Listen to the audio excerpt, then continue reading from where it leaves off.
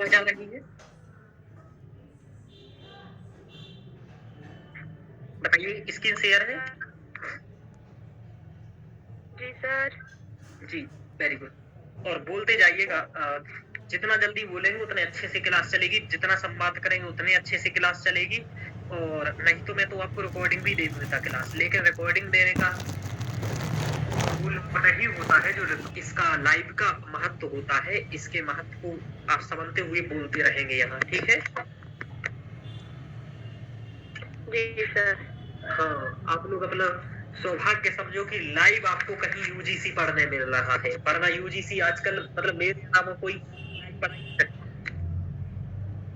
सब रिकॉर्डिंग देंगे या फिर खुद बोलेंगे, आप लोगों को नहीं बोलने देंगे। कारण यह है कि संभव ही नहीं है ऐसा पढ़ा पाना।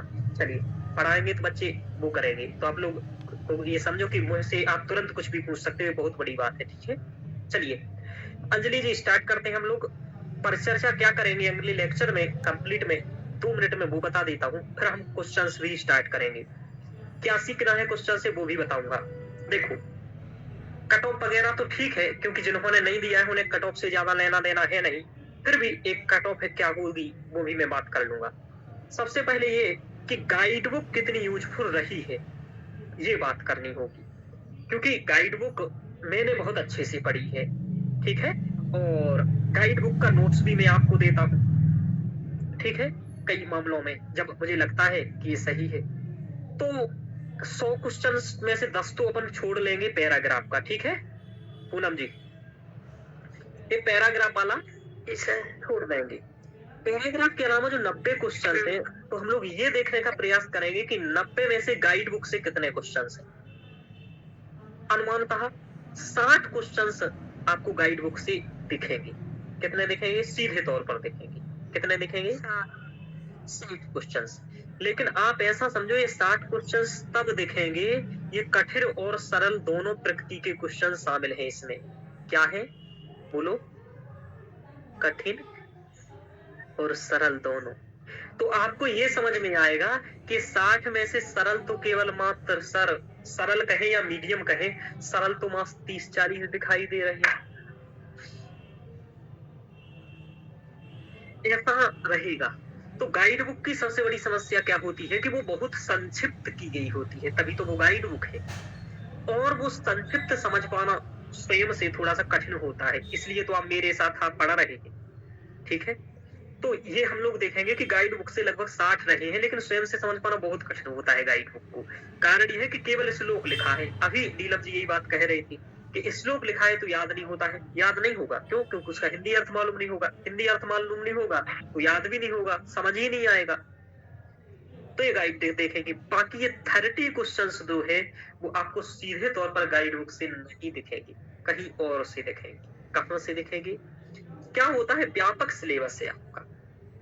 व्यापक सिलेबस में से आपको क्या करना है, उन चीजों को मूल पढ़ना है जो मूल पढ़ने योग्य है। मैंने क्या कहा? केवल उन्हीं चीजों का मूल पढ़ना है जो मूल पढ़ने योग्य है। मैंने यहाँ एक क्वेश्चन भी लिखा है, क्या सभी मूल किताबें पढ़नी है? सभी पढ़ोगे तो 6 साल में नहीं पढ़ पाएंगी। समझ पा रहे हो पूनम जी? यदि आप सभी मूल किताबें पढ़ोगे तो 6 साल में नहीं पढ़ पाओगे यूजीसी के सिलेबस की। जैसे याज्ञवल्क्य की स्मृति का पढ़ते रहो, नैषधीय चरितम पढ़ते रहो, किरातार्जुनीयम पढ़ते रहो, नहीं पढ़ पाओगे।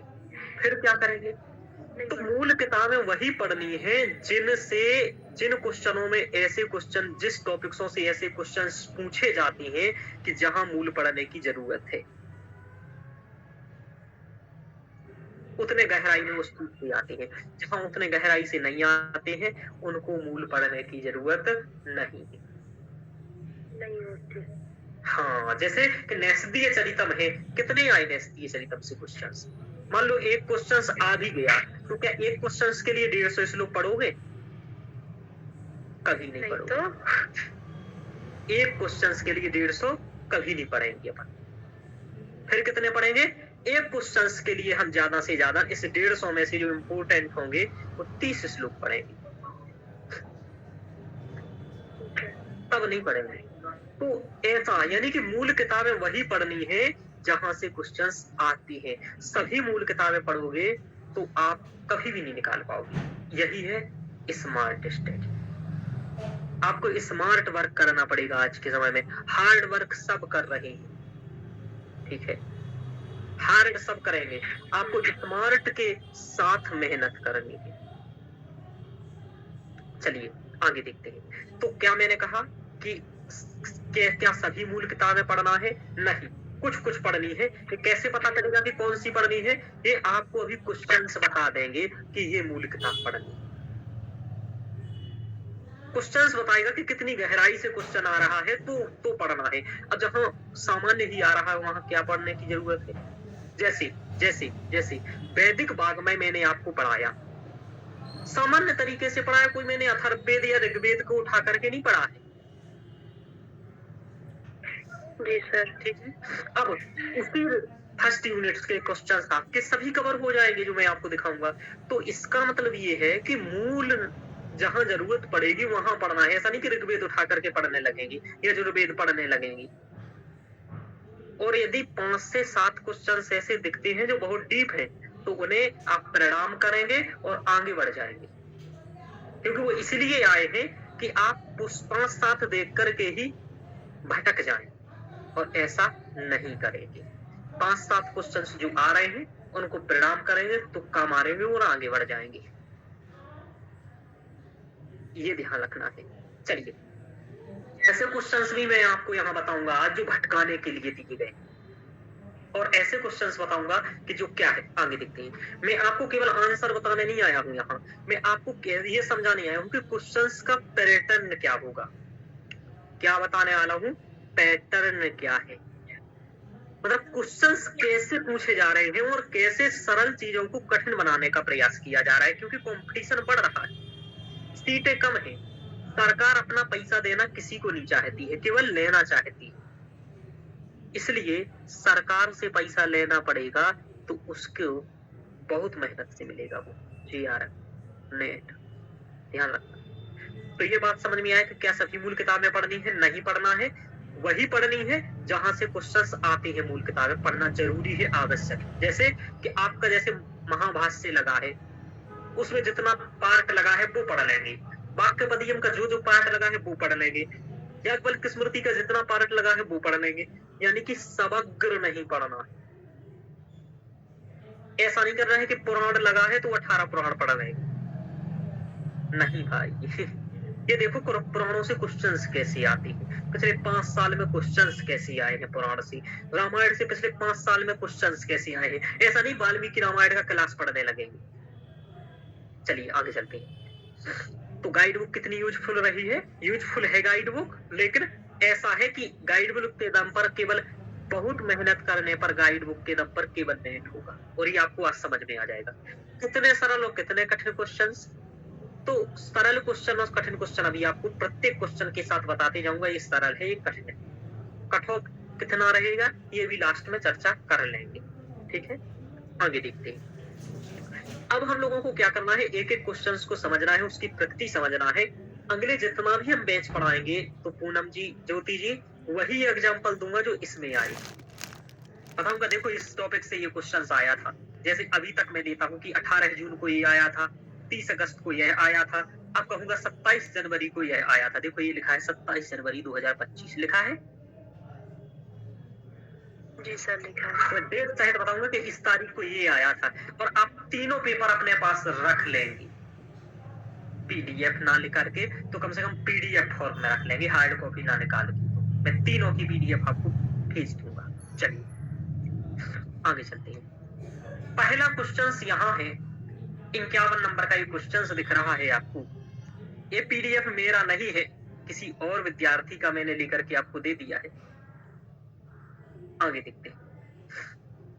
अब देखो यहाँ ये जो इसमें 51 नंबर का क्वेश्चन है, ये क्वेश्चन सरल क्वेश्चन है, यहाँ लिख भी दिया है। और ये क्वेश्चन किसी पर भी नहीं छूटा होगा जो जिसका नेट निकलेगा, मतलब वो सब पर बना होगा ये क्वेश्चन जिसका नेट निकलना है। यदि ये क्वेश्चन इसका गलत हो गया, ना उसका नेट निकलेगा कभी, न जीआर निकलेगा। ये सरल क्वेश्चन कहलाता है। कहां से है क्वेश्चन? मुझे कोई बताएगा कहां से है क्वेश्चन सिलेबस में? बोलिए, जल्दी से बोलो। यूनिट 8 से सर। वेरी गुड अंजलि जी। ये यूनिट 8 से है, जहाँ कवियों का परिचय दिया है। वहाँ कवियों के परिचय को सामान्य परिचय दिया है। यूनिट 8 में आपके नाम लिखे हुए हैं, उन्हीं से ये क्वेश्चन है। भास, अशुघोष, कालिदास, शूद्रक, विशाखदत्त, भारवी, माघ, ये है। आधुनिक कवियों में अंबिकादत्त व्यास, बी राघवन, श्रीधर भास्कर वार्डेकर और पंडित छमारा, ये 4 कवि आधुनिक कवि यहाँ लिखे हुए हैं। इसमें क्वेश्चंस में नहीं लगे हुए हैं आपके सिलेबस में। अब ये सबसे सरल क्वेश्चन उनके परिचय से पूछा गया है, और विवेकानंद विजय काव्य श्रीधर भास्कर वार्डेकर के द्वारा लिखा गया है। इनका जो सबसे प्रसिद्ध काव्य है वो है शिवराज्योदयम। क्या है बोलो, क्या है बोलो? शिवराज्योदयम। शिवराज्योदयम इनका सबसे प्रसिद्ध है, श्रीधर भास्कर वार्डेकर का। और ये विवेकानंद विजय काव्य रचयिता भवती कौन है? अब देखो ये पूछा, इसका मतलब अगले बार ये भी पूछेगा शिवराज्योदयम किसका है। इस क्वेश्चन से क्या सीखेंगे सर? इस क्वेश्चन से ये सीखेंगे कि आपको जितने भी कवि लगे हैं, उन कवियों की जितनी भी रचनाएं लगी हैं, उन सभी रचनाओं का नाम आपको याद होना चाहिए, उनका परिचय याद होना चाहिए, और उसमें कंफ्यूजन 1% भी नहीं होनी चाहिए। समझ में आया पूनम जी ये बात? रटी होनी चाहिए। अब क्या करोगे? ये करोगे इसमें कि जब सेल्फ कर रहे हो तो सेल्फ से आप करोगे, या कोचिंग मेरी करोगे तो मेरी करोगी। हैंड रिटन क्या करोगे? सभी कवियों की, अंबिका दत्त का जन्म कहाँ हुआ, क्या क्या इनकी उपलब्धियां रही हैं, कौन सी इन्होंने महत्वपूर्ण किताबें लिखी हैं, और इनकी सबसे प्रसिद्ध किताब का नाम क्या है। जैसे इनकी शिवराज विजयम अंबिका दत्त व्यास की सबसे प्रसिद्ध किताब है, ठीक है। तो इस तरीके से आपको अंबिका दत्त व्यास, बी राघवन, श्रीधर भास्कर वार्डेकर, बिल्लर, इन सभी की याद रखना है। बिल्लर का एक और क्वेश्चन अभी आगे पूछा गया तो ध्यान रखना, ये साहित्य का क्वेश्चन है, सरल कोटि का क्वेश्चन कहलाता है। ये जिस पर गलत होता है उसका कभी नहीं निकलता। तो ज्योति जी सही किया था ये आपने या गलत किया था? सर यही किया था सर। सही किया, वेरी गुड। तो बोलते जाइएगा। तो ये क्वेश्चन समझ में आया आपको? तो इससे क्या सीखोगे? जितने कवि हैं उन सभी की किताबें आपको याद होनी चाहिए, और वो सब बातें याद होनी चाहिए, और इसी तरीके से ये पूछे जाएंगे, सामान्य पूछा जाएगा। इसका मतलब समझ में आ रहा कि कवियों की सामान्य बुकें पूछ रहा है। आगे देखते हैं दूसरे नंबर का क्वेश्चन।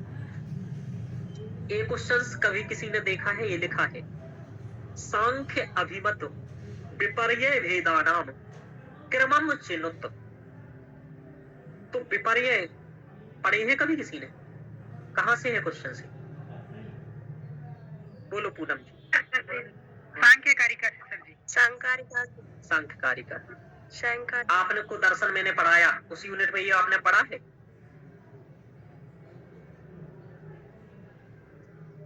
जी पढ़ा है ज्योति जी? बोलो। देखो ये आपका सांख्यकारिका का क्वेश्चन है।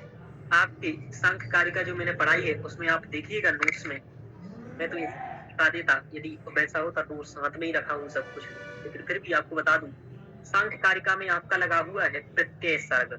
प्रत्यय सर्ग को गुण वैषम्य विमर्शाद ये मैं पढ़ा चुका हूँ। गुण और वैषम्यता के आधार पर 50 भागों में बांटा जाता है, लेकिन मूलतः ये 4 प्रकार का है। विपर्य उसमें से मतलब मूलतः प्रत्यय सर्ग 4 प्रकार का होता है, उसमें विपर्य, असक्ति, तुष्टि और सिद्धि ये 4 है, ठीक है। तो उसी में से जो विपर्य है वो 5 प्रकार का है। तम, मोह, महामोह, ताम, मिश्र, अंधता मिश्र, ये है। इसको ऐसा नंबर भी है इसका 8, 8, 10, 18, 18, यदि याद आया हो तो आया होगा। ये पूछा गया। इस सरल क्वेश्चंस नहीं, सरल क्वेश्चंस कहो या मीडियम क्वेश्चंस कहो, मैं तो सरल ही कहता हूं अपनी दृष्टि से। क्यों? क्योंकि ये सीधे तौर पर आपका पूछा गया है, और क्रम लगाने को जहां आपको 5 चीजें दिखें और क्रम से वो हो तो आप समझ लीजिएगा वो क्रम से पूछेगा। ध्यान रखना। अब ये ध्यान रखना, अधोलिखितेषु विकल्पेषु समुचित उत्तर, तो क्रम से आपको लगाना है। तो आपको यदि याद होगा तो ये क्वेश्चन करके आए होंगे आप लोग। इस क्वेश्चन से क्या सीखेंगे सर? इस क्वेश्चन से ये सीखेंगे कि जो चीजें क्रम से लगाने लायक हों या 4 से 5 चीजें हों, उनको हम क्रम से याद रखेंगे। जैसे कि 16 पदार्थ आप न्याय में पढ़ते हो, प्रमाण पढ़ते हो, जैसे आप चित्तवृत्ति पढ़ते हो, प्रमाण विपर्य विकल्प निद्रा स्मृतयः, जैसे आप चित्त भूमि पढ़ते हो, क्षिप्त विक्षिप्त क्षिप्त गूढ़ विक्षिप्त एकाग्र निरुद्धः चित्त भूमिया आदि चित्रवृत्तियां। इस तरीके से जो भी आप ऐसी चीजें पढ़ते हो जो क्रम से लगाने लायक है, उन सबको आप क्रम से रटो, ट्रिक बना के रटो, लेकिन ऐसे क्रम से रटना है, ध्यान रखना, क्योंकि ये क्रम लगाने को पूछा जा रहा है। पेपर में क्या करें सर?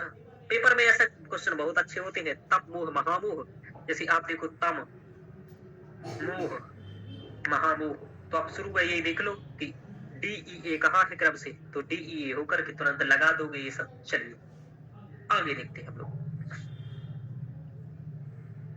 अब आप देख रहे हैं ये क्वेश्चन, एक और लिखा है ब्राह्मण ग्रंथों के नाम, एक और कुछ वो जिस वेद से संबंधित है या जिस ऋषि आदि से संबंधित है उनका नाम लिखा है।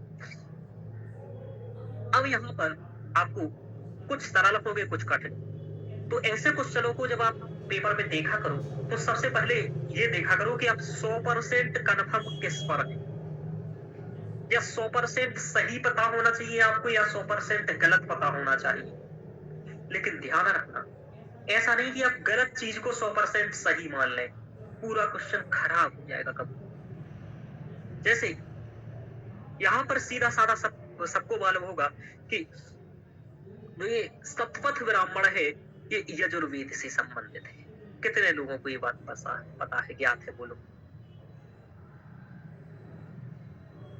सभी को मालूम होगी, है कि नहीं है? तो अब डी का 3 देख लीजिए कहाँ कहाँ है, और डी का 3 आप देखेंगे तो केवल ये 2 विकल्प में से कोई सही होंगे, यानी कि अब इस पर विचार ही नहीं करना है। अब आप इसमें से कोई देख लीजिए। अब दूसरा कोई कन्फर्म देखिए जो 100%, क्या देखेंगे आप दूसरा कन्फर्म, बताइए, किसी को याद है कुछ? ऐत्रेय ब्राह्मण किसका है, याद है किसी को? ऐत्रेय वैसे तो यजुर्वेद ऋग्वेद का है, लेकिन फिर भी किसने लिखा है वो पूछा है यहाँ। सर महिदास ने। सर महिदास जी, तो महिदास यदि आपको मालूम है तो महिदास देखिए सीधा ए में आई भी, और बस ए में आई भी कहीं नहीं है, यहाँ पर भी है लेकिन ये पहले ही कट चुका है, और बस 2 क्वेश्चंस पढ़ करके भी आप आंसर लगाइए, तो पढ़िए ही मत। ऐसा कब कर पाओगे? जब बहुत पक्का अध्ययन किया होगा, बहुत बार रिवीजन किया होगा, इससे आपका समय बचता है। पेपर में समय इतना महत्वपूर्ण होता है कि हर चीज आपको मालूम होगा, है ना? वो तो समय ही कम पड़ेगा भाई, ठीक है?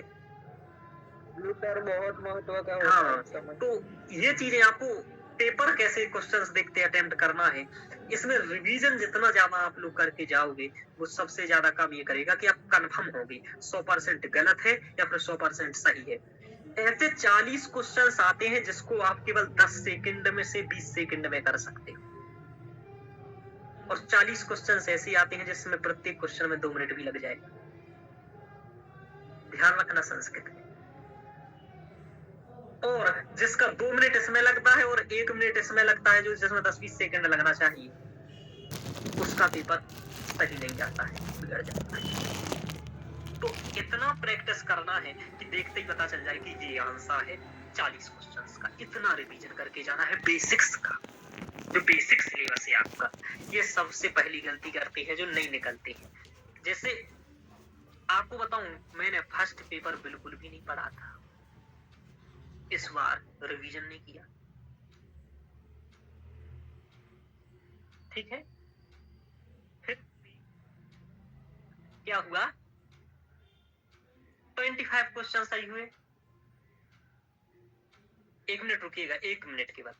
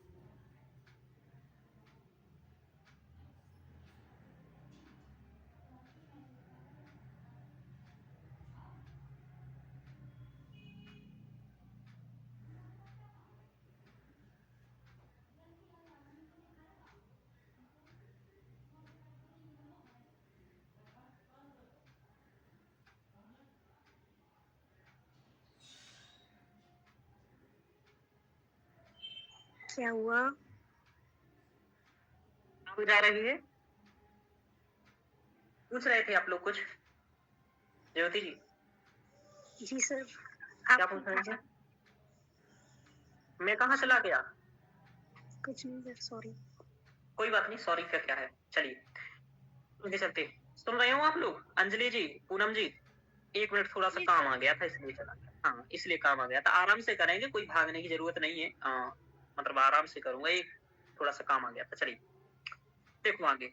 तो इस तरीके से आप लोगों को क्या करना है, ये आपको कन्फर्म याद रखना है, ये मूल मंत्र है। जो भी करना है रिवीजन करना है। जैसे मैं आपको 4 यूनिट पढ़ा चुका हूँ, आपको बताऊं 8 क्वेश्चन आया है भाषा विज्ञान से। एक क्वेश्चन अभी एक्स्ट्रा मुझे पता चला, वो भी मैं दिखाऊंगा, जो मैंने कल नहीं बताया था। 8 क्वेश्चंस केवल 4 लेक्चर से आ गया है। इसका मतलब आप समझो कि 8 क्वेश्चंस मतलब नेट से जीआरएफ का अंतर है। समझ में आ रहा? जिसका नेट होगा उसका जीआरएफ होने में केवल 8 ही क्वेश्चन चाहिए। ध्यान रखना। चलिए, तो इसलिए रिवीजन रखना है। तो ये आपको मालूम चला, क्या करोगे? अब ये क्वेश्चन कहाँ से है? बहुत सरल क्वेश्चन से। मेरी वैदिक बाग में जिसने यूनिट पढ़ी है, 4 पढ़ा है, उसको उसमें ये दिखेगा। ये क्या सभी क्वेश्चन दिखेंगे? तो आप सभी को यही है कि वैदिक वाग्मय के बहुत से अच्छे क्वेश्चन आते हैं। 15-20 क्वेश्चन आते हैं और 15-20 में से आराम से 12-13 क्वेश्चन सही कर सकते हो। तो करना है। चलिए, ये महाभाष्य आपकी किस यूनिट में लगा है बोलो? कहाँ लगा है महाभाष्य बोलो? यूनिट 6। यूनिट 6 में लगा है और व्याकरण में लगा है। वेरी गुड, सभी को पता है मतलब। और सिलेबस रटा होना चाहिए, आपके पास भी होना चाहिए। मैं भी पढ़ा रहा हूँ तो सामने सिलेबस रखा हूँ, ये बहुत ज्यादा जरूरी है। अब महाभाष्य और वाक्यपदीयम, ये ऐसे 2 ग्रंथ है, हर बार मैंने देखा है एक क्वेश्चन आता है। और महाभाष्य की टीकाओं से ज्यादा क्वेश्चन आते हैं हर बार। ये आप पिछले क्वेश्चन देखेंगे 5-7 साल के, तो ये ध्यान में आएगा। सरल क्वेश्चंस होते हैं महाभाष्य के। कभी कभी जब वो कोटेशन टाइप का पूछ लेता है तब थोड़ा सा कठिन हो जाता है, लेकिन महाभाष्य और वाक्यपदीयम बहुत छोटा पार्ट लगा हुआ है, इसको पढ़ के जाना चाहिए। उस छोटे पार्ट में से भी जो मूल मूल चीजें पढ़नी है वो भी उल्लेखित कर रखा है उसने। जैसे शब्द की परिभाषा क्या है, शब्द एवं उसका अर्थ क्या है, व्याकरण के अध्ययन के प्रयोजन क्या है, उद्देश्य क्या है, परिभाषा क्या है। तो मूल मूल चीजों पर विशेष पकड़ बना करके जानी होती है। ये मीडियम क्वेश्चंस कहूंगा, सरल ही है एक टाइप का, जिसने पढ़ा है उसके लिए। और ऐसे क्वेश्चंस यदि गलत होते हैं तो दिक्कत आती है। कह रहा है कि महाभाष्य प्रदीपस्य ऊपरी लिखिता टीका चिनुत। सबसे बड़ी बात, कुछ लोगों को ये संस्कृत ही कठिन लगती होगी। कितने लोगों को लगती है बोलो? जो इन क्वेश्चनों की संस्कृत जो लिखी रहती है, कितने लोगों को कठिन लगती है? कि कभी कभी संस्कृत ही समझ नहीं आ रही। ज्योति जी, ऐसा लगा कभी आपको? लगता ही है सर। लगता होगा, सर को भी लगता है, तो आपको क्यों नहीं लगेगा? कभी कभी कुछ कुछ क्वेश्चन ऐसे होते हैं कि जिसकी ये संस्कृत है यही समझ नहीं आती है। खासकर आप लोगों को पैराग्राफ की संस्कृत के अर्थ सेंस ही कभी कभी समझ में ना आता हो। जैसे पिछली बार, इस बार तो पढ़े पढ़े पैराग्राफ थे इसलिए समझ आते हैं। तो क्या करना है इसके लिए? केवल व्याकरण पढ़नी नहीं है, अपने अनुवाद को भी थोड़ा उत्कृष्ट करना है। कैसे करोगे? कराऊंगा अभी कुछ दिन में। एक बहुत सस्ता बैच निकालूंगा, 500-700 रुपए का केवल, जिसमें 60 लेक्चर पढ़ाऊंगा और जिसमें केवल संस्कृत अनुवाद सिखाऊंगा, जिससे कि आप संस्कृत बोल सको फर्राटेदार। मैंने देखा कि संस्कृत में एमए किए हुए बच्चे अपनी 4 बात संस्कृत में ना बोल पाते। ये सबसे बड़ा दुर्भाग्य। दूसरा, इंटरव्यू देने जाना है आप लोगों को, तो इंटरव्यू में कैसे बोलोगे संस्कृत भाई? संस्कृत में ही इंटरव्यू होगा। ये पता है? कितने लोगों को पता है कि आप लोगों का इंटरव्यू जहां होगा प्रोफेसर के लिए संस्कृत में होगा? कितने लोगों को मालूम? बोलो।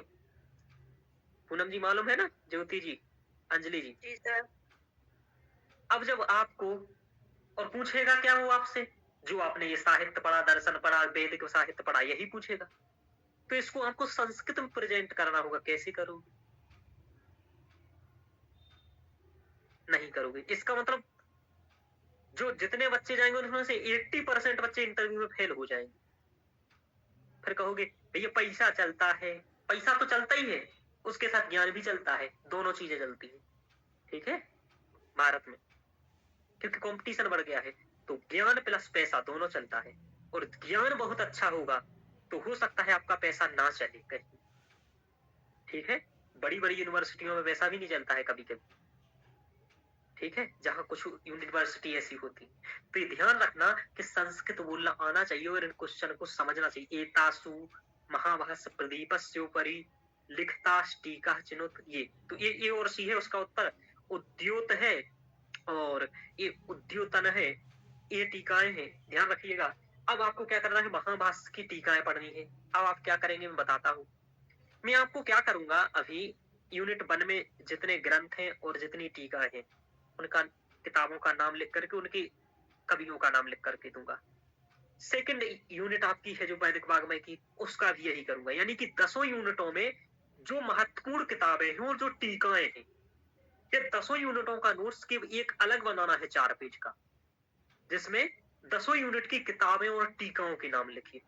आप मान के चलिए 2 से 3 क्वेश्चंस उस चार्ट से आएंगे, हर बार आते हैं। जैसे 9वीं यूनिट में, 10वीं यूनिट में मनुस्मृति की टीकाएं, रामायण की टीकाएं, भागवत की टीकाएं, इसी बार पूछा गया था भागवत की टीकाएं, गीता की टीकाएं, याज्ञवल्क्य स्मृति की टीकाएं, वहां हो गया। यहाँ आप पढ़ेंगे महाभाष्य की टीकाएं, वाक्पदीयम की टीकाएं, अष्टाध्यायी पर टीकाएं, ये सब आपको पढ़नी पड़ेगी। इनके नाम लिखो, आएंगे क्वेश्चंस। ठीक है, चलिए। साहित्य दर्पण की टीकाएं, काव्य प्रकाश पर टीकाएं, महत्वपूर्ण ग्रंथों पर जो टीकाएं लिखी जाती है वो पूछी जाती है। क्यों? क्योंकि टीकाओं के माध्यम से ही हम वो ग्रंथ आज समझ रहे होते हैं। समझ में आया? उद्योतनम टीका किसकी है? आप बताइए, मालूम है आपको? नहीं सर। जहां तक भट्टोजी दीक्षित की, किसकी है बोलो?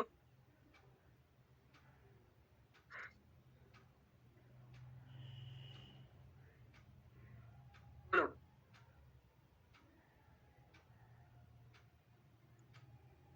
भट्टोजी दीक्षित की ही है ना? मुझे नहीं पता है सर। एक मिनट, मेरा फोन भी नहीं है यहाँ, सर्च करके आपको बता देता। भट्टोजी दीक्षित की या नमभट्ट की, आज ही तो मैंने पढ़ा था, भूल गया। कोई नहीं, देखना पड़ेगा, देख लीजिएगा। उद्योतन टीका किसकी है, उद्योत टीका किसकी है, सर्वमंगला टीका किसकी है, सर्वमंगला किसकी है बताओ?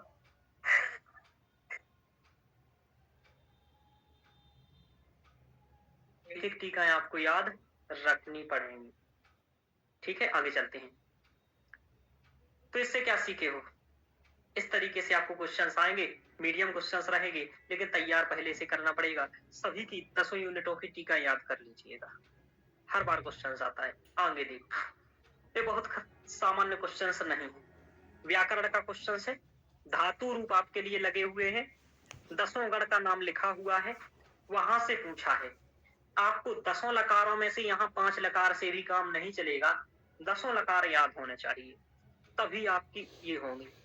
इस बार 3 क्वेश्चंस केवल लकारों से पूछा, धातु रूपों से पूछा। और जब 3-4 क्वेश्चंस पूछ ले तो JRF डिसाइड इसी पर करता है। नेट जिसको चाहिए उसके लिए नहीं भी होगा या तो चल जाएगा काम, लेकिन जिनको JRF चाहिए प्रॉपर, उन्हें सभी चीजें कवर करनी पड़ेगी। ये मैं कह रहा हूँ, सच मानो। ठीक है, तो इससे क्या सीखोगे क्वेश्चन से? उत्तर तो सबको मालूम है, ये नीचे लिखा है, देख लीजिए, टिक लगा है, टिक। ये मीडियम क्वेश्चन है, जिसको याद है। जिसको याद नहीं है उसके लिए कठिन है,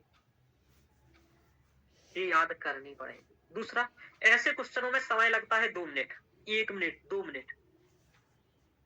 30 सेकंड वाले क्वेश्चंस नहीं है, 30 सेकंड वाले क्वेश्चंस ये हैं जो ये लिखे, ऐतरेय ब्राह्मण, शतपथ ब्राह्मण, ये व्याकरण के क्वेश्चंस हैं। व्याकरण और के क्वेश्चंस में टाइम लगेगा क्योंकि याद करना पड़ेगा।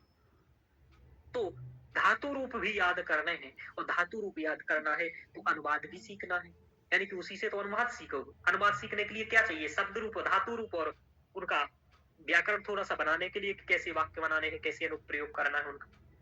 तो धातुएं पढ़ोगे आप, व्याकरण में धातुएं पढ़ोगे तो उनको याद करोगे हद से।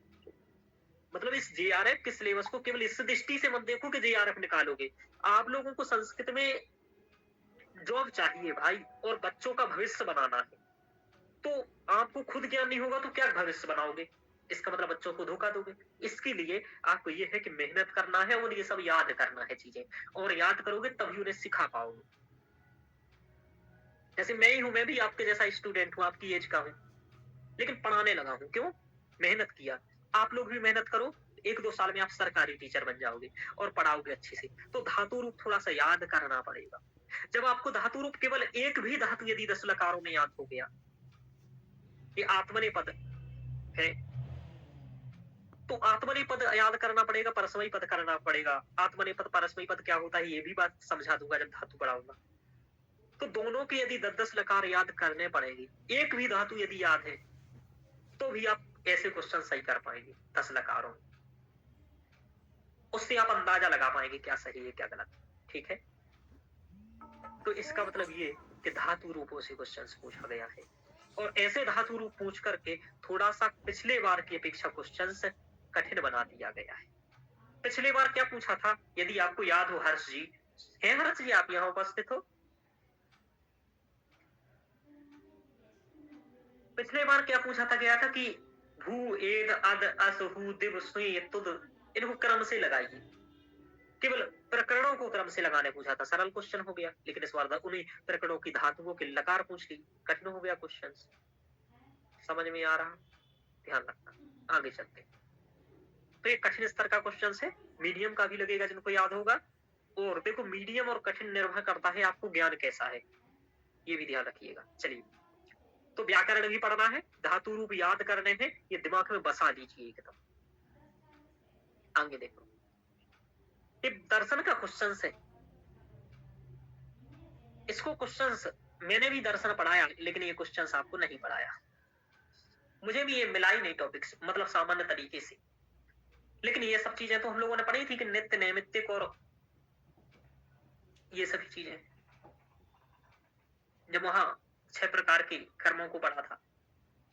तो ये पूछा है, अद्वैत अभिमत प्रलयेषु परिगण्यति, अद्वैत के मत में प्रलय कितने प्रकार के होते हैं? हाँ, ये टफ ही था क्वेश्चन, ठीक है। और कह रहा है नित्य प्रलय, नैमित्तिक प्रलय, आत्यांतिक प्रलय। अब आपको बताऊं, इतना चीज समझ लीजिए करिए कि इसमें वैकृतिक प्रलय आपने कभी ना पढ़ा होगा, वैकृति आपने कभी ना पढ़ा होगा वेदांत में शब्द। तो आप सबसे पहले जब ऐसे में कॉमन सेंस लगेगा, क्योंकि अब जब क्वेश्चंस बनने नहीं है तो ये किसी पर भी नहीं बनने हैं, मतलब जिसको कठिन आएंगे जो क्वेश्चंस। फिर कठिन क्वेश्चनों में क्या करना है सर, आपको कठिन क्वेश्चंस में एलिमिनेशन मेथड और कॉमन सेंस मेथड का यूज करना है। यदि आप एलिमिनेशन और कॉमन सेंस मेथड यूज करते हैं तो 15 कठिन क्वेश्चंस में से आप 4, 5, 6, 7 क्वेश्चंस यानी दूसरों की अपेक्षा सही कर पाओगे। इसके लिए सीखना है कॉमन सेंस। दिमाग लगाओ, यदि आपने जितना पढ़ा वेदांत में और उस वेदांत के पढ़े से कुछ बातें उसमें है और कुछ नहीं है, इसका मतलब जो नहीं पढ़ी थी आपने वो आप हटा सकते हो। दूसरा, पहला तो इसमें 100% सही है। देखो, चारों में ए विकल्प है, यानी कि नित्य तो पढ़ा था, तो ये भी सही है कि नैमित्तिक भी पढ़ा था। जिसको ये पता है कि वेदांत में नित्य कन्फर्म है, उसको ये भी पता है कि नैमित्तिक भी पढ़ा था और वैकृत नहीं पढ़ा था। तो अब आप यहीं से क्वेश्चंस लगा करके सही कर सकते हैं कि वैकृत को हटाइए, बी जहां है वो हटा दीजिए, एक हट गया। नित्य के साथ नैमित्तिक है, यानी कि ए और सी जहां है वही सही होगा, यानी कि ये भी सही नहीं होगा। अब आपको देखना है डी और ई में क्या होगा। अब इसमें कंफ्यूज आप हो सकते हैं कि काम में भी पढ़ा और आत्यांतिक भी पढ़ा, ठीक है। तो अब आप दिमाग लगाओगे, प्रलय में काम में का क्या मतलब है? आत्यांतिक का ही मतलब होगा। काम में का मतलब क्या होता है? किसी कामना से किया जा रहा है, आत्यांतिक। तो ऐसा थोड़ा सा करके कर सकते हैं, यानी कि 2 विकल्प भी काट पाए फिर आप कुछ भी लगा दीजिए, कोई फर्क नहीं पड़ता है। तो इस तरीके से कॉमन सेंस यूज करना है आपको। और कभी कभी ऐसा रहेगा कि बाहर आएगा। अब कुछ लोग क्या करेंगे कि वेदांत का ये क्वेश्चंस देख लेंगे, इसके सोर्स को खोजेंगे, फिर उस पूरे ग्रंथ को पढ़ेंगे और अपना समय बर्बाद करेंगे। ऐसे क्वेश्चन जटिल प्रकृति के क्वेश्चंस कहलाते हैं। यदि बन रहे हैं तो आप लगाइए कॉमन सेंस, और नहीं तो आगे निकल जाइए। इसमें बिना समय गवाए, समय नहीं बर्बाद करना है ऐसे क्वेश्चंस। बस 1 मिनट ढंग से सोचना है और लगा देना है कोई विकल्प और आगे बढ़ जाना है। समझ में आया पूनम जी, अंजलि जी? जी सर। जी हाँ, सर। आगे चलते हैं। यहाँ देखो, ये है, ये आया जयतु तरुण योषित लोचनानाम विलासा इति कुत्र उक्तम। कहां पर कहा गया है? तो ये मीडियम क्वेश्चन से है। जब आप नल चंपू पढ़ेंगे तो उसमें शुरुआत में ही पढ़ेंगे, तो ये शुरुआत में ही लिखा है। शायद हमें लगता है मंगलाचरण ही है क्या, दूसरे नंबर का था, पता नहीं, देखता हूँ। याद है किसी कोई? 1 मिनट में नल चंपू ही ओपन करके देख लेता हूँ। ठीक है, तो ये अब ऐसे क्वेश्चंस ये क्या है कि आपको जब ग्रंथ पढ़ना है तो उनके शुरुआत के श्लोक याद रखना है। जैसे मैं बोलूं अखंडम सच्चिदानंदम, कहाँ का है? वेदांत, वेदांत सार। जी। जैसे मैं पूछूं श्रियः कुरुणाम अधिपस्य पालनेम, कहाँ का है? जैसे मैं पूछूं ब्रह्मांड छत्र दंडा राज नियम का सर। जी। जैसे मैं पूछूं ब्राह्मण छत्र दंडा शतधृति 10 कुमार चरितम का है। कुल मिलाकर के मंगलाचरण आदि कम से कम आपको याद होने चाहिए, जिससे कि क्या होगा कि कम से कम यदि मंगलाचरण सबको याद रहता है तो जो सबको याद रहे वो आपको भी याद हो। बस इतना मेरा कहने का मतलब। समझ में आ रहा? देखो, मुझे इतना तक याद था, अब मैं आपको क्या बताऊं। ये दूसरे नंबर का मंगलाचरण है। पहले नंबर का है नहीं नहीं, पता नहीं कैसा। हाँ हाँ, सही कह रहे हो। दूसरे नंबर पे दूसरे नंबर का है सर। पहले नंबर का जयत गिर सुताया। जी हाँ, वेरी गुड। दूसरे नंबर का है। मुझे पेपर में यही याद आ गया था, ये दूसरे नंबर का है। ठीक है, और ये ऐसे ही आ गया था, जयतु मधु सहाया सर्व संसार वल्ली आगानंता परिस्पंद जयति ग्रीष्माया काम संताप वाही। ये मैंने पढ़ा था। 3 मंगलाचरण कर रहे हैं, है ना। पहले में पार्वती शंकर का किए हैं, दूसरे में कामदेव का किए हैं, तीसरे में सरस्वती भारती का किए हैं। 3 मंगलाचरण किए हैं। तो अब ये नल चंपू क्या है? आपको नल चंपू लगा है, प्रथम चंपू ग्रंथ है, इम्पोर्टेंट है, चंपू काव्य का है। अभी एक और क्वेश्चन इसी चंपू काव्य से आगे देखेगा आपको, तो ये महत्वपूर्ण है। इसी में कहा गया है सदूषणप निर्दोषा चक्रापि सुकोमला नमस्तस्ते कृतायेन तस्य यस्य रामायणे लिखिता, सॉरी रम्या रामायणे लिखिता, नमस्तस्ते कृतायेन रम्या रामायणे लिखिता महनीयाय महानुभावाः भवन्ति, है ना। युवजनोन्मादनीयो वनश्री, ये महत्वपूर्ण कोटेशन इसी ग्रंथ की। आगाधंता परस्पंद, तो ये आपको क्या करनी है? मुख्य मुख्य कोटेशन करनी है। इन्होंने कहा नेको रसा कबीर आदि आदि।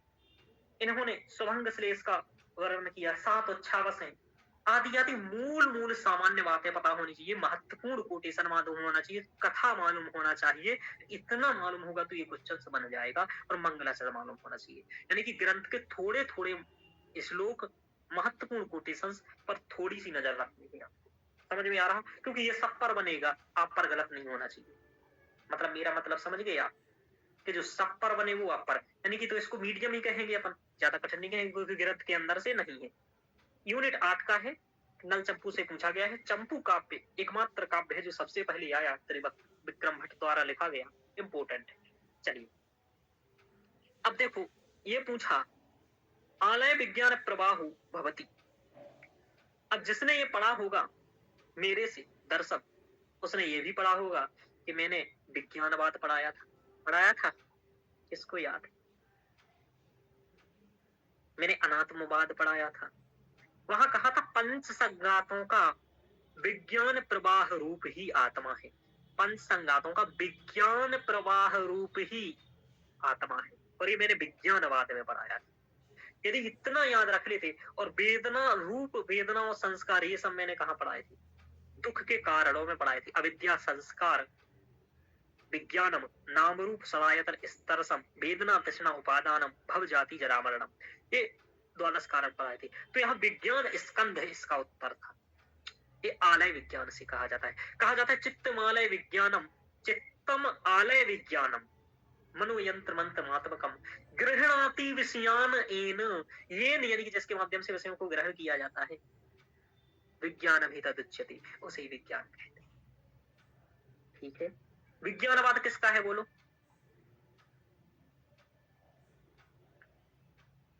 योगाचार, सौत्रांतिक, वैभाषिक या माध्यमिक? बोलो, याद है? पूनम जी, नीलम जी, हर्ष जी सुन रहे हैं? ज्योति जी सुन रहे हो? किसका है विज्ञानवाद? बोलो जल्दी, बोलो जल्दी, अभी बहुत पेपर करना है। सर शायद माध्यमिक का है, एकदम क्लियर नहीं है।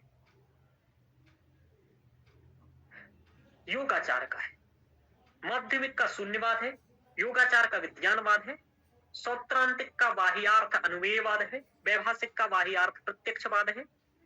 मैंने इनके प्रणेताओं के भी नाम बताए थे कि कुमारनाथ किसके प्रणेता है, कात्यायनी पुत्र किसके प्रणेता है, बताया था? याद है किसी को? नहीं है तो दर्शन के लेक्चर जाकर के देख लो आप। ठीक है, दर्शन के लेक्चर जाकर के एक बार देख लो। तो ये इससे क्वेश्चंस बनेगा, इस सबसे सामान्य क्वेश्चन से, और इससे अभी एक और आगे क्वेश्चंस बना है जो मैंने अभी बताया, ध्यान रखना। तो ज्योति जी ऐसे नेट नहीं होगा, पूनम जी ऐसे नेट नहीं होगा कि आप जो पढ़ा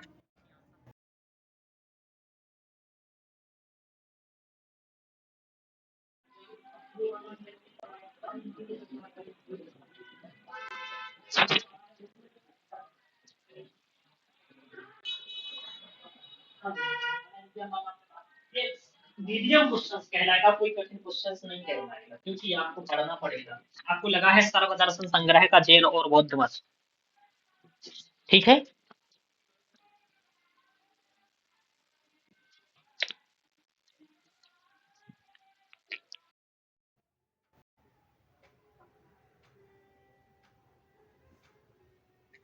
समझ में आ रहा? बोलो। जी सर।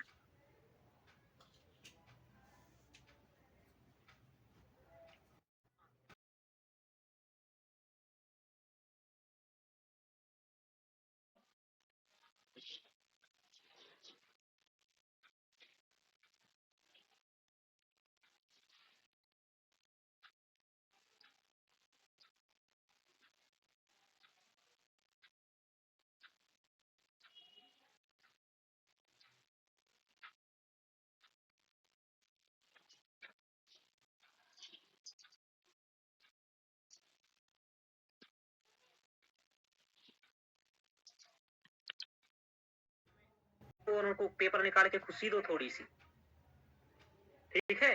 चलो आगे। यहाँ ये जो क्या है कि आपको निरुक्त लगा है, उसमें आपको पढ़ना है, निरुक्त के कांड वगैरह लगे हुए हैं, उसमें आप पढ़ते हो नाम, आख्यात, उपसर्ग और निपात। कुछ निपातों के अर्थ होते हैं और वो निपात किस अर्थ में है ये पूछा गया है। ऐसा क्वेश्चन कई बार आया है, ये मीडियम स्तर का होता है लेकिन कठिन भी लगता है। अब इसके लिए क्या करना,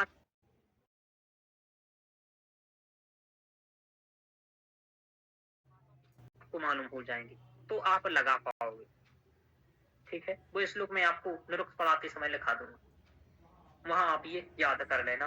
तो जितने भी निपात होंगे, जैसे सीम का क्या अर्थ है, नूनम का क्या अर्थ है, त्वत का क्या, त्वा का क्या अर्थ है, इसके दो दो अर्थ भी होते हैं, कुछ कुछ के किसी के तीन भी होते हैं। तो उसमें आपको याद हो जाएगा कि सीम का क्या अर्थ है, नूनम का क्या अर्थ है, त्वत का क्या अर्थ है। गाइड बुक में भी इसके अर्थ दिए हैं, लेकिन श्लोक आदि की ट्रिक नहीं दी होती है, तो अब गाइड बुक से भी इसके कुछ कुछ अर्थ याद कर सकते हैं। ठीक है, पूनम जी समझ में आ रहा? सुन रही हो? जी सर। हाँ, और देखो मैं डांटूंगा नहीं ना तो आप लोग बनोगे नहीं, और मेरा बैच पढ़ने के बाद पैसे बर्बाद करोगे। इससे अच्छा है कि आप अच्छे से पढ़ो और आगे चलो। ठीक है, मैं चाहता हूँ 5 बच्चे पढ़े मेरे से और 5 का नेट GRF, ध्यान रखना ये बात। और यूजीसी जैसा पेपर नहीं निकलेगा तो आप पर कोई पेपर नहीं निकलेगा, क्योंकि ये सरल क्वेश्चन है, जो पढ़ोगे वो आता है। तो ये आपको ध्यान रखना है कि निपात से भी क्वेश्चंस हैं, यानी कि सिलेबस से ही क्वेश्चंस हैं, भले वो कठिन है या सरल है। ये सामान्य क्वेश्चन है, कुछ लोगों को कठिन लगेगा। क्यों लगेगा? क्योंकि याद नहीं होगा जिनको। सरल है, मीडियम टाइप का क्वेश्चन है, मतलब बहुत सिलेबस से बाहर नहीं है। कठिन वो हो जाता है जो सिलेबस में भी नहीं है और पूछ लिया गया है। जैसे अभी जो हम लोगों ने वेदांत का एक क्वेश्चन देखा, तो निरुक्त के अच्छे क्वेश्चन आते हैं, सरल आते हैं, पढ़ेंगे हम लोग। दूसरी यूनिट का है, नीलम जी शायद चली गई है ना। और यदि मान लो ये लेक्चर रिकॉर्ड नहीं हो रहा होगा तो ये कल भी नहीं मिलेगा लेक्चर, ये मालूम है आप लोगों को? क्योंकि मुझे लग रहा है आज का लेक्चर रिकॉर्ड नहीं हो रहा होगा। आगे चलते हैं, ये 59 ही है, चलो 60 का नंबर का देखते हैं। सुखनासोपदेश आप में से किसी ने पढ़ा है? कादम्बरी का सुखनासोपदेश आपके 8वीं यूनिट में लगा है, पढ़ा है? किसी ने पढ़ा है? आप लोगों बोलो।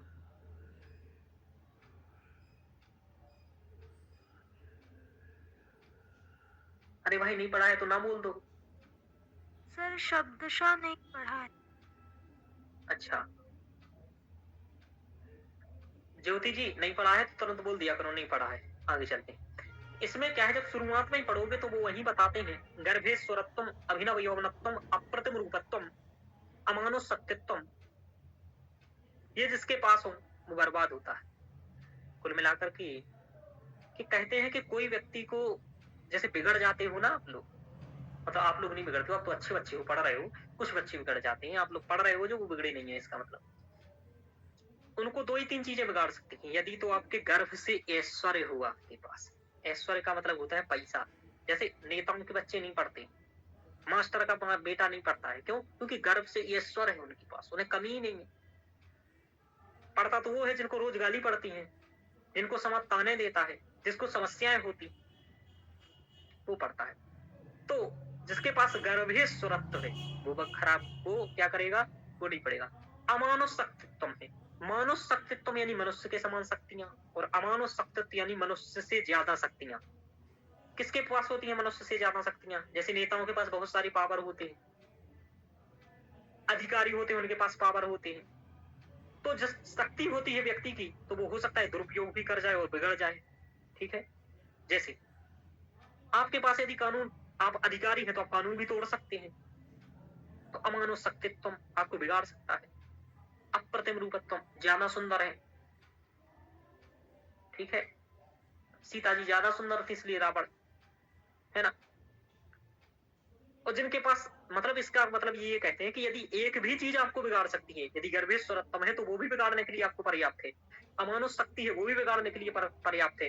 अप्रतम रूपत्वम है यानी कि बहुत विशेष आप सुंदर है, वो भी बिगाड़ने के लिए पर्याप्त है। लेकिन जिसके पास तीनों हो, खूब पैसा हो, खूब शक्तियां हो, बहुत सुंदर हो, उसकी तो कहना ही क्या है, उसके तो बिगड़ने के चांस सर्वाधिक रहते हैं, ऐसा समझा रहे होते हैं। इसका मतलब ये कहना चाहती हैं कि तुम भैया इन चीजों में फंस मत जाना कि अपने रूप के चक्कर में फंस जाओ, ये आदि आदि ऐसा समझाते हैं वहां पर।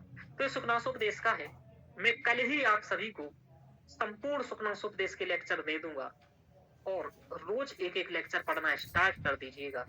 मैंने यूपीएससी के लिए वो पढ़ाया है, लेकिन आपको यूजीसी वालों को भी वही दूंगा। कारण यह है कि यूपीएससी के लिए एक एक चीज को मैंने आधुनिक तरीके से जोड़ के समझाया है, और एक बार भी मेरे से पढ़ लोगे, 5 से 7 लेक्चर हैं केवल, तो एक बार में आपको हर एग्जाम के लिए वो याद हो जाए। समझ में आ रहा? समझ में आ रहा? हाँ जी सर। हाँ ज्योति जी, ये आपको करना है, तो ये सुखनासोपदेश आप वो पढ़ लीजिएगा। मैं आपको कल ही लेक्चर क्या करूंगा, इनका शेयर कर दूंगा आप लोग। चलिए, कंप्लीट रिकॉर्डिंग। और देखो क्या होता है कि कुछ कुछ ग्रंथों में ऐसा मत सोचिएगा यूजीसी का है यूपीएससी का। कारण क्या है कि वो किताब एक ही है, सुखनासोपदेश। आपको कहीं भी पढ़ना हो, जैसे मैंने आपको यहाँ बहुत डिटेल्स में ईशावास्य उपनिषद पढ़ा रखा है, यूट्यूब पर फ्री पढ़ा रखा है। अब यूपीएससी के लिए पढ़ा रखा है, बहुत डिटेल्स पढ़ा रखा है, तो वो तो और अच्छी बात है। यदि समय हो तो देख डालू, ऐसा करना चाहिए आदमी व्यक्ति को। बाकी आपको उतना डिटेल्स में नहीं पढ़ना है, लेकिन आपको एक बार यदि सुखनासोपदेश पढ़ लेंगे तो बहुत काम का है, बहुत जीवन में काम का है, जीवन में भी काम का है, इसलिए पढ़ लीजिएगा वो। चलिए, एक क्वेश्चन कैसा है? मीडियम है। जिसने पढ़ा है सुखनासोपदेश उसके लिए अच्छा है, नहीं है तो कोई बात नहीं। 5-7 लेक्चर में जब पढ़ करके हर बार एक क्वेश्चन हो सकता है तो सही है। दूसरा, कभी कभी क्या होता है, कंप्लीट पैराग्राफ आता है, इससे क्या आता है बोलो?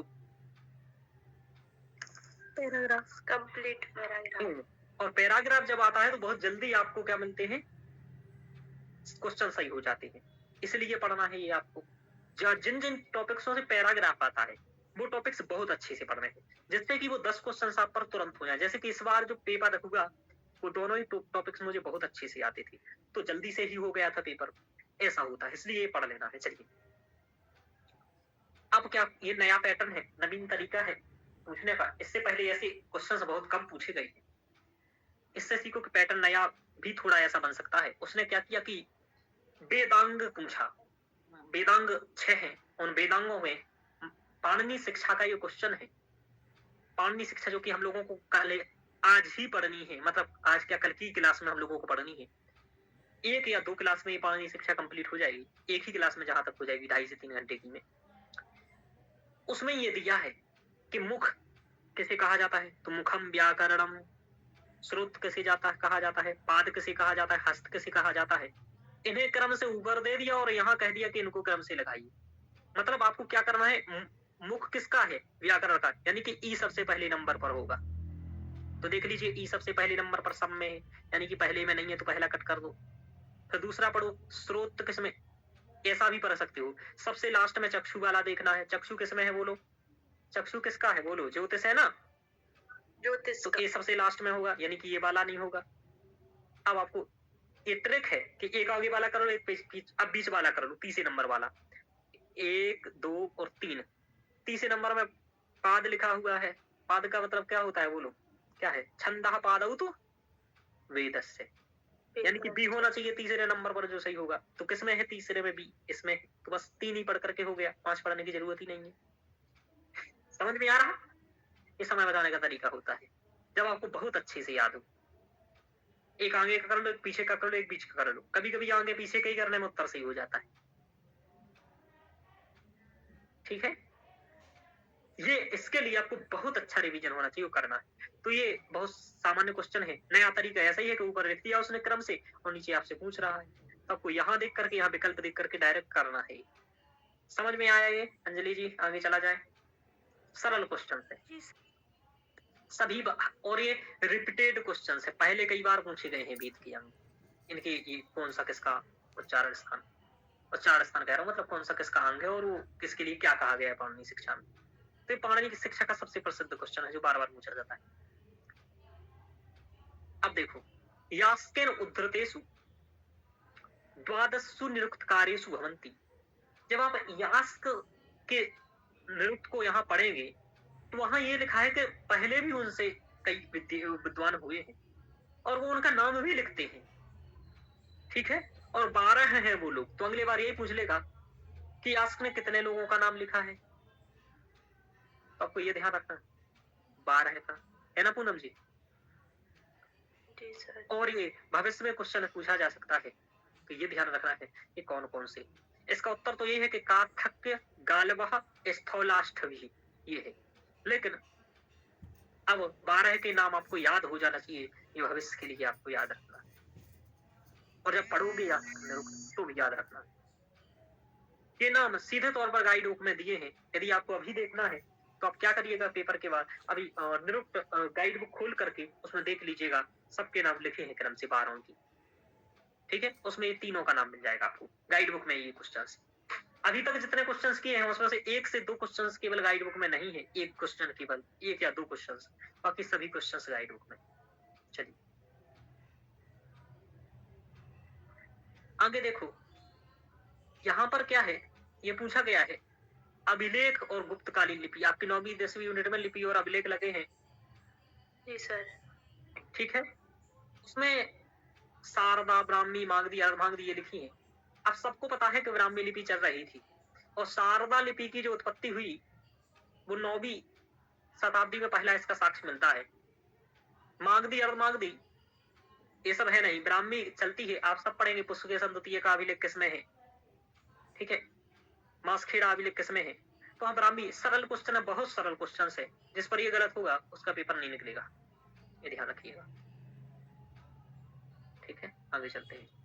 तो ये बहुत सरल क्वेश्चन 9वीं 10वीं यूनिट से है, बहुत सरल पूछा है। सेमेटिक क्या है, ये सब पूछा जाएगा। ब्राह्मी लिपि में शब्द कितने होते हैं, स्वर कितने होते हैं, व्यंजन कितने होते हैं, सेमेटिक क्या है, आर्यवाला क्या है, लैंडगम ने क्या कहा है इसके बारे में, आदि आदि। तो लिपियों का अध्ययन आपको करके जाना है, सरल क्वेश्चंस पूछा है लिपि से। ये 4 वाक्य का क्वेश्चन है, जटिल क्वेश्चंस की प्रकृति में रखेंगे इसे। मीडियम भी कह सकते हैं जिन्होंने पढ़ा है। कह रहे देहात्मवादे स्थूलो हम, वो कहता है स्थूल है, कृषो हम, कृष्णो हम इत्यादि कस्य उत्पत्ति, ये किसकी उत्पत्ति के बारे में बात कह रहा है। ठीक है, तो ये कह रहा है समानाधिकरण की उत्पत्ति में। समानाधिकरण से आत्मा, ऐसा भी कहा जाता है यदि आपको मालूम हो तो देहात्मवाद स्थूलोहम कृषोहम कृष्णोहम ये 4 वाक्य का है और समानाधिकरण है। देहात्मवाद बहुत अच्छे से पढ़ा था हम लोगों ने, हालांकि ये चीजें नहीं पढ़ी थी कि समानाधिकरण अनधिकरण व्यधिकरण, लेकिन यदि आपको इतना मालूम है तो आप देखेंगे कि व्यधिकरण अनधिकरण समानाधिकरण तो थोड़ा सा कठिन मानेंगे इस क्वेश्चन को, लेकिन जिसने किया होगा उसका सही भी हो गया होगा। ठीक है, समानाधिकरण है इसका। इससे क्या समझ सकते हो, कुछ क्वेश्चंस ऐसे आएंगे जो नहीं बनेंगे, तो जिसमें ज्यादा समय नहीं लगाना है, सामान्य दिमाग लगा करके आगे बढ़ जाना है। और एक क्वेश्चंस के लिए आप किसी बड़ी दर्शन की बुक नहीं खोल लोगे। आप क्या करोगे, दर्शन जितना सामान्य पढ़ा उसको अच्छे से याद करोगे। दूसरा, एक कोई ढंग की बुक पढ़ लोगे दर्शनों के लिए और बस आगे चल दोगे। आगे चलते हैं हम लोग यहाँ। अब देखो, ये क्वेश्चन अभी हमने बताया था, बाह्यार्थ अनुमेयवाद किसका है, बाह्यार्थ प्रत्यक्षवाद किसका है, अनेकांतवाद किसका है, आरंभवाद किसका है। चारों सिद्धांत मैंने पढ़ाए थे। यूनिट 3, 4 और 10 का सिद्धांत है दर्शन का, सरल क्वेश्चन है। उत्तर तो यहाँ लगे ही हुए हैं। इसका मतलब ये कि आपको सिद्धांत किसका है, उसका सामान्य अर्थ क्या है, इतना मालूम होना चाहिए। जैसे बाह्यार्थ अनुमेयवाद को मैंने ये बताया था कि बाह्य जगत की सिद्धि अनुमान प्रमाण से करता है। ये बाह्य जगत की सिद्धि कहता है कि बाह्य जगत तो है लेकिन प्रत्यक्ष से सिद्ध होता है। अनेकांतवाद कहता है जैन का कि वस्तु अनंत गुणों से युक्त होती है, जैसे दूध में दही का गुण होता है, दूध में मावा का भी गुण होता है, आदि आदि। तो अनंतम धर्मात्मकम वस्तु, ऐसा इसमें कहा जाता है, अनेकांतवाद है। आरंभवादी कहा जाता है कि कार्य अलग है, कारण अलग है। कार्य एक नवीन चीज है जो कार्य कारण से बिल्कुल भिन्न है, ऐसा आरंभवाद में वैसे से कहे, तो ये आरंभवाद हो गया। तो इस तरीके से आपको प्रत्येक दर्शन के मूल सिद्धांत और वो किस दर्शन का सिद्धांत है ये मालूम होना चाहिए। समझ में आया ज्योति जी, समझ में आया? जी सर। आगे चलते हैं। 68 आ गया, मतलब इसके नीचे भी हो बड़े क्वेश्चन। अब देखो, भाषा विज्ञान पढ़ा है किसी ने? पूनम जी, ज्योति जी पढ़ा है। जी सर। ये श्लोक पढ़ा है, अगाधंता स्पंदन?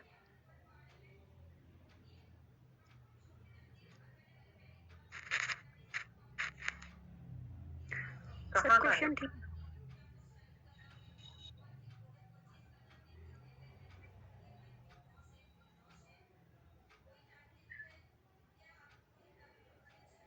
बोलिए सर कहीं का भी हो पर क्वेश्चन ठीक हुआ था ये वाला। सही हुआ? जी। भाषा विज्ञान का है। मैंने आपको जब पढ़ाया था भाषा विज्ञान, उसी में आप शुरुआत में देखना, परिभाषा में पहला श्लोक यही पढ़ाया था, परिभाषा जब पढ़ाई देखो आप। जी सर। जी सर। याद आया? जी सर। कहा था कि और मैंने बताया था यूपी पीजीटी में ये क्वेश्चन आया है, बताया था। जी सर, पूछा गया है। हाँ तो वही क्वेश्चन सही। हालांकि वहां मैंने ये नहीं पढ़ाया था, वहां दूसरा श्लोक था। ये तो पता है कहाँ का श्लोक है? नलचंपू का श्लोक लिख दिया है, उसमें लिखा है अगाधंत परस्पंद विबुधानंद मंदिरम मंदे रसाम तरंग प्राणो स्रोता सारस्वतम भाग। ठीक है,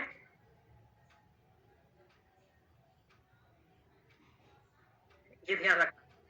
पढ़ाया था आपको, सम्यक सन्वंती सरितो न रहना अंतरहता मनसा पूज्यमाना। जी सर। ठीक है, हाँ हाँ सर। आया? उसका नहीं है। Yes sir, yes sir. ऐसा है ये। चलिए आगे चलते हैं। तो आगे देखते हैं हम लोग। तो ये भाषा विज्ञान का मानो या कहीं का भी मानो, बस आपका सही हो जाएगा। ठीक है, आगे चलते हैं यदि आपने पढ़ा है तो। आगे देखते हैं। ये मातरी साधारण निपुण व्याकरण का है, अच्छा क्वेश्चन है। पूछ रहा है इति इत्यत्र कस्मिन् अर्थे सप्तमी, किस अर्थ में हुई है सप्तमी? जो कह रहा है अर्चायाम, इसका उत्तर है। कुल मिलाकर के आप ये ध्यान रखना कि कारक आपको ठीक से पढ़ना पड़ेगा।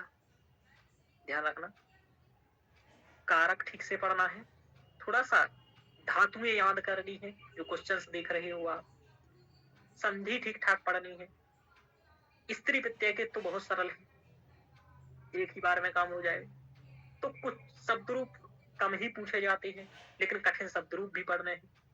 तो इस तरीके से व्याकरण भी तैयार करना पड़ेगा आप लोगों को। समझ में आ रहा है ये बात? क्योंकि इस पर 15 प्लस क्वेश्चंस व्याकरण से। ठीक है, तो कुल मिलाकर के ना व्याकरण छोड़ सकते हो, ना साहित्य छोड़ सकते हो, ना दर्शन, ना वैदिक वाग्मय और ना अभिलेख आदि। तो सभी यूनिटें करना पड़ेंगी अच्छे से। अब देखो ये 10 पूर्ण मास यज्ञ है, दूसरी यूनिट का ये क्वेश्चन है। 10 पूर्ण मास यज्ञ आपको लगा हुआ है, वहां पूछ रहा है अधोलिखितेषु पौर्णमास संज्ञकाः यागाः भवन्ति। पौर्णमास संज्ञक यज्ञ कौन से हैं? अब आपको ये मालूम यदि किसी को है कि 10 पूर्णमासी यज्ञ है, हालांकि पता नहीं मैंने आपको ये पढ़ाया नहीं कि अग्निष्टोम यज्ञ अलग होते हैं, अग्निहोत्र अलग होते हैं। सर ये क्वेश्चन सही हुआ था मेरा। हाँ, अग्निष्टोम यज्ञ में वाजपेयी यज्ञ आता है, ध्यान रखना। और यहाँ यदि वाजपेयी यज्ञ हटाना पड़ेगा क्योंकि 10 पूर्णमास से संबंधित ही नहीं है। तो 100% गलत क्या है? तो वाजपेयी गलत है, तो सी हटा दो जहां से, और इंद्र हटा दो क्योंकि ये भी नहीं है, तो डी हटा दो। अब डी जहां है, और बस इतना हटाने के बाद हो गया। यानी कि सही पता ना हो लेकिन गलत पता हो क्या है, तो हो जाएगा। ठीक है, क्योंकि वाजपेयी यज्ञ एक अग्निष्टोम यज्ञ है।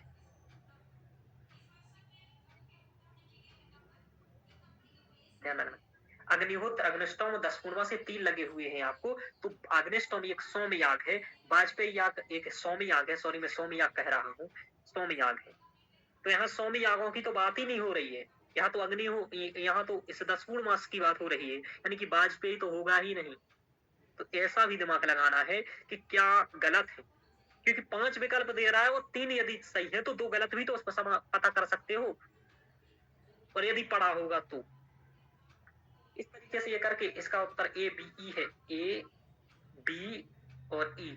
अब ये आप क्या करिए, अपने नोट्स में शामिल कर लीजिए कि 10 तक पौर्णमास ये संज्ञकाः यागाः भवन्ति, कि पौर्णमास संज्ञक याग होते हैं कितने?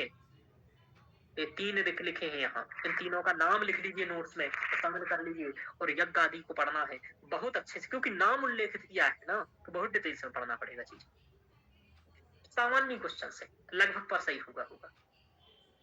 67 के बाद 67 उन्होंने जी ये देखो ध्वनि। अब देखो ये कितना अच्छा क्वेश्चन है।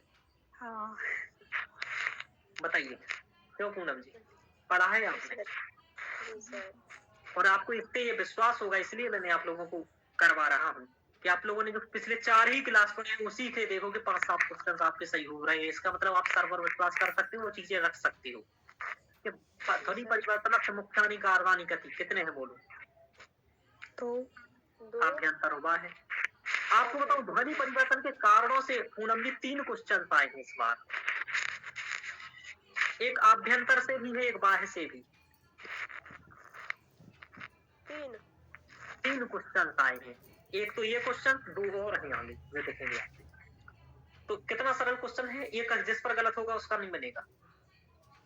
अब देखो ये आया, क्या होता है कि पुराण की परिभाषाओं से क्वेश्चन से, पुराण का क्वेश्चन से ही आपको पढ़ना है वहां। अब लिपि से क्वेश्चन आपने देख लिया, क्या था लिपि से क्वेश्चन? दिमाग में याद करना है क्वेश्चन को।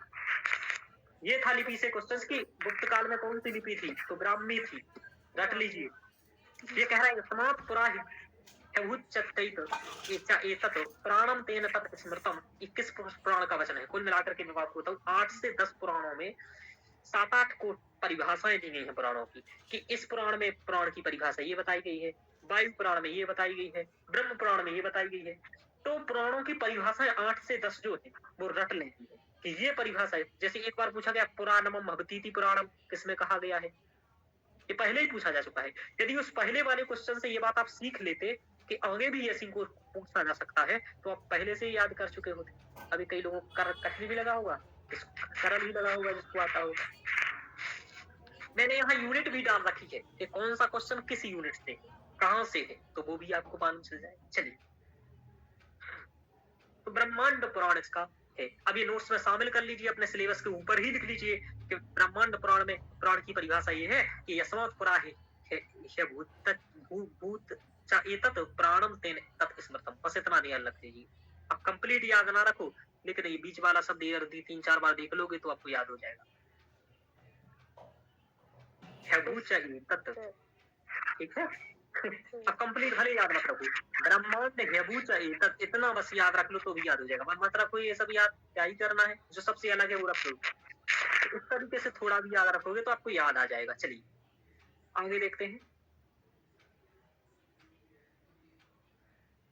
ये अच्छा कठिन क्वेश्चन में रख सकते हो इसे, अच्छा क्वेश्चन है, लेवल का क्वेश्चन है, काव्य शास्त्र से पूछा गया है, आपकी 7वीं यूनिट का क्वेश्चन है। जहां कह रहा है कि रसात्मवाद संदर्भ के रसात्मवाद रस के बारे में किसने बात की है, ध्यान रखना। आनंद वर्धन, अभिनव गुप्त, मम्मट, महिम भट्ट और विश्वनाथ का क्रम से मत बताइए। तो देखो ये नया था, नवीन पैटर्न है इस बार का। अभी देखो वेदांग पूछे गए थे इसी पैटर्न में, अब इनको पूछ लिया गया इन्हीं पैटर्न में। अब क्या करना है, इनकी परिभाषा याद रखनी है। अच्छा, ये किसको पता है, वाक्यम रसात्मकम काव्यम, ये किसने कहा, विश्वनाथ। किसने कहा, विश्वनाथ ने कहा जी। अब सबसे लास्ट में देखो विश्वनाथ कहाँ है, सी कहाँ है, एक ही में है, फर्स्ट वाले ऑप्शन। हाँ, मतलब कोई और पढ़ने की जरूरत ही नहीं है। 100% का सिद्धांत लगा के खत्म कर दो। 10-20 सेकंड का क्वेश्चन, कितना भयंकर क्वेश्चन है देखो। देखा पूनम जी, ये ट्रिक अपनानी है पेपर करने को, इसलिए मैं पेपर करा रहा हूँ। कभी तो ये सही ऑप्शन देखते हैं, कभी तो ऐसे सही है। हाँ, ये वाला यदि ऐसा पूछे तो 5 में से जैसे तीसरे नंबर वाले व्यक्ति का पता है कि मम्मट का ये है, अब आप इसमें तीसरे नंबर का चेक करो फिर कि क्या मम्मट वाला है, बस आपको मालूम चल जाएगा। तो इनमें से एक भी यदि ठीक से याद होगा तो कुछ ना कुछ ऐसा मिलेगा, लेकिन इसके लिए क्या करना पड़ेगा, थोड़ा शांति से पेपर में बैठना पड़ेगा और स्पष्ट चीजें याद करनी पड़ेगी पेपर में के लिए। अब देखो क्या करोगे, रस के बारे में इन सब ने क्या कहा है, इन सब का पहले आप समय ज्ञात करो, इसका नोट्स बना लो। भले इस बार आपको केवल एक ही याद हो का वाक्यम रसात्मकम काव्यम, लेकिन अगले बार जाओ तो ये 5 याद रहे। समझ में आ रहा, समझ में आया? तो आपकी क्वेश्चन सही होगी। रसात्मवाद में यदि 5 कोटेशन याद है ना तो कोई जरूरत ही नहीं है अगले की, फिर नोट्स में लिख लीजिए 5 का कोटेशन और नोट्स बना के याद कर जाइए। पीवाईक्यू से क्या करेंगे, कंटेंट निकाल के याद करेंगे और कंसेप्ट भी समझेंगे, पैटर्न भी समझेंगे, इसलिए पीवाईक्यू। अरे 25 लोग कराएंगे पेपर यूट्यूब पर, मैं आपको बताऊं, अब देख लेना, सब उत्तर बता के चले जाएंगे।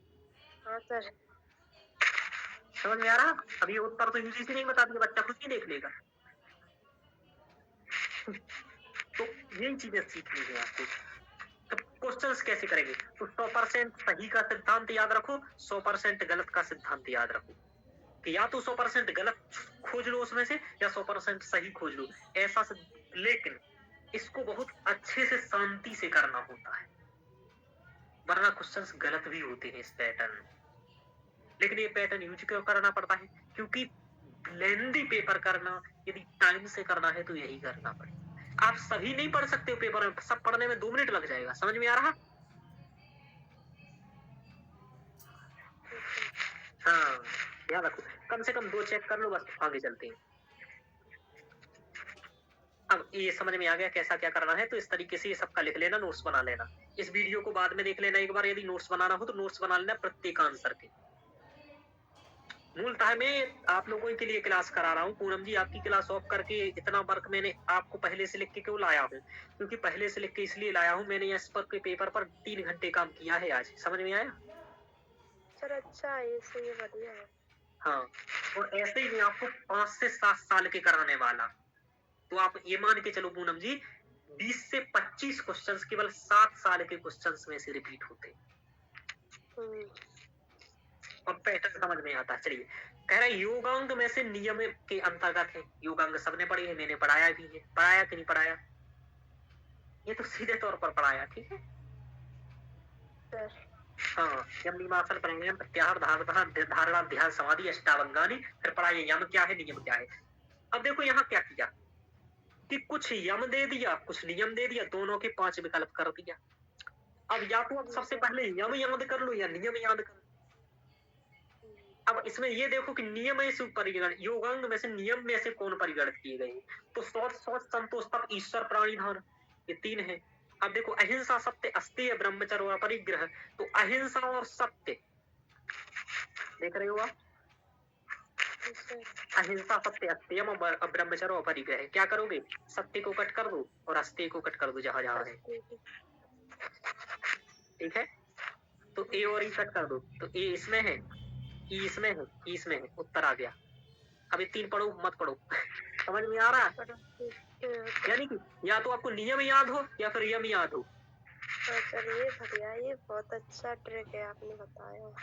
100% सही है, 100% गलत। हाँ,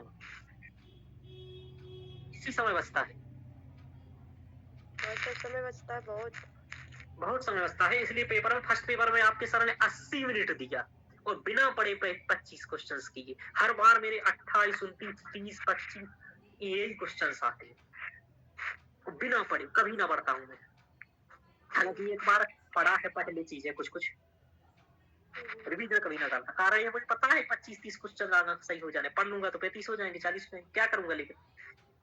चलो आगे चलते हैं, तो ये 100% का सिद्धांत याद रखो। चलिए अब देखो ये समझ में आया, इस क्वेश्चन से क्या समझे हो? चलो ये सब हटा देता हूँ, फालतू की बातें जो जितनी बताई।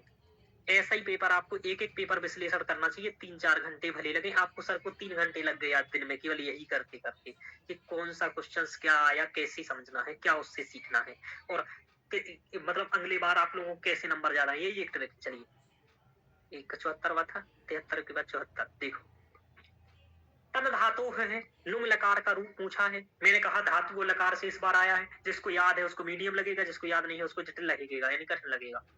अब इसका मतलब ये कि धातु एवं लकार याद करना है, 10 लकारों में आत्मनिपद और परस्मैपद धातु याद करनी है, बस यही इससे सीखना है। उत्तर क्या है इसका, तो देख लीजिए उत्तर में क्या ही है, उत्तर तो इसमें लिखा ही है, ये देख लीजिए बी डी और ई इसका उत्तर है।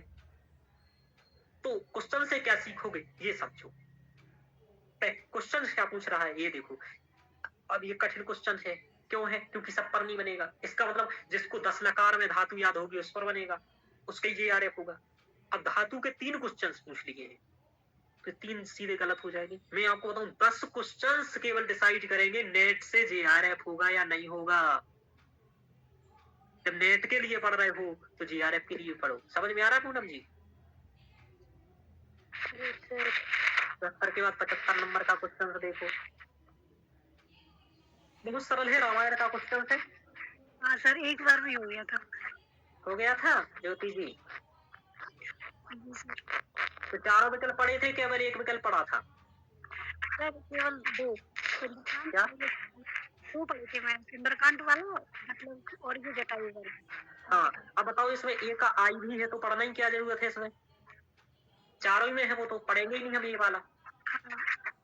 कई वाला पढ़ेंगे क्या, बोलो? तो पढ़ेंगे बी वाला। बी वाला अशोक वनिका का विध्वंस कहाँ हुआ था, सबको पढ़ा है सुंदरकांड में। तो बी का आई होगा, बी का आई कितने में है, इसमें भी है इसमें भी है, यानी कि ये और ये गलत है। अब दूसरा पढ़ो, डी नंबर का देख लो आप, जटायु का मरण किसमें हुआ था, हो सकता है नहीं आए। बालीवध देख लो, यदि आ रहा हो तो बालीवध कहाँ हुआ था, किस टन्ना में, तो सी का डबल